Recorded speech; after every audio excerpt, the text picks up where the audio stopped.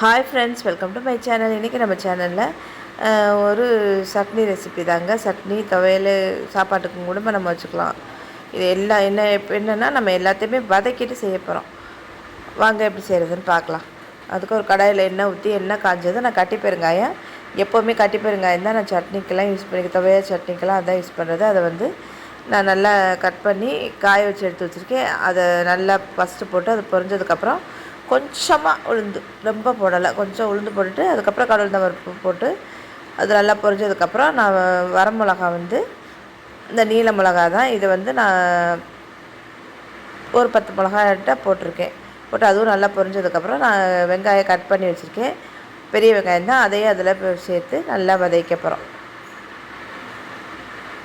நல்லா வதக்கிட்டு நம்ம செய்யும்போது இந்த சட்னி வந்து சாப்பாட்டுக்கும் நல்லாயிருக்கும், துவையாவுக்கும் நம்ம துவையாவும் எடுத்துக்கலாம், சாப்பாட்டுக்கு எடுத்துக்கலாம். அதே மாதிரி நம்ம தோசைக்கு தான் இன்றைக்கி நான் செய்கிறேன். சட்னிக்கும் நல்லாயிருக்கும். நல்லா வெங்காயத்தை நல்லா வதக்கிட்டு அதுக்கப்புறம் தக்காளி சேர்த்து வதக்கணும். வெங்காயம் நல்லா வதங்கினால தக்காளி சேர்த்துக்கிட்டேன். தக்காளியை நல்லா வதக்கிட்டு தக்காளி வெங்காயம் வதங்குறதுக்கு நம்ம தேவைப்பட்டால் கல் உப்பு போட்டு வதக்கிக்கலாம். இப்போவே இல்லை நம்ம கடைசி சேர்த்துக்கிறோம் சேர்த்துக்கலாம். நான் இப்போவே கல் உப்பு போட்டுருவேன். எப்போவுமே சட்னிக்காக இருக்கட்டும், குழம்புக்காக இருக்கட்டும், எந்த டிஷ் செஞ்சாலும் தக்காளி போட்ட உடனே நான் உப்பு போட்டு அப்படி பழகி போச்சு கை. டக்குன்னு தக்காளி போட்ட உடனே உப்பு போட்டுருவேன். இந்த சட்னிக்கு துவையலுக்கு தேவையான நான் வந்து 2 தேங்காய் முடி போட்டு தான் செய்கிறேன். இப்போ பாதி காலையில் சட்னிக்கு எடுத்துகிட்டு மதிய துவையலுக்கும் எடுத்துக்க போகிறேன்.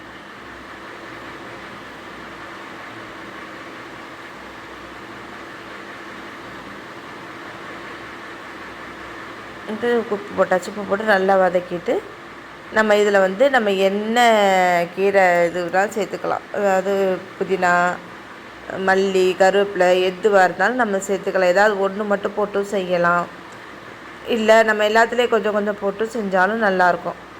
தக்காளிக்கு தகுந்த மாதிரி புளி வந்து பேலன்ஸ் பண்ணி நான் போட்டுக்கணும். நான் சின்ன நெல்லிக்காய் சைஸ் அளவு தான் புளி போட்டிருக்கேன்.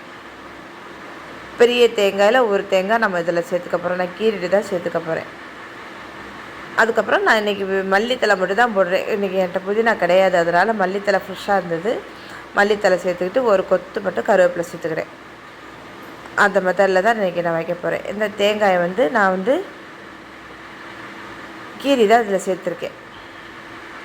நல்ல தேங்காய் அப்படி கீறிட்டு நம்ம இதை இப்படி சேர்த்து நம்ம சட்னி வதக்கலாம். இல்லைன்னா இதை அப்படியே மிக்சியில் போட்டு பல்ஸ் மோடில் வந்து பூ மாதிரி துருவிட்டு கூட நம்ம சேர்த்துக்கலாம். அது நம்ம சாய்ஸ் தான்.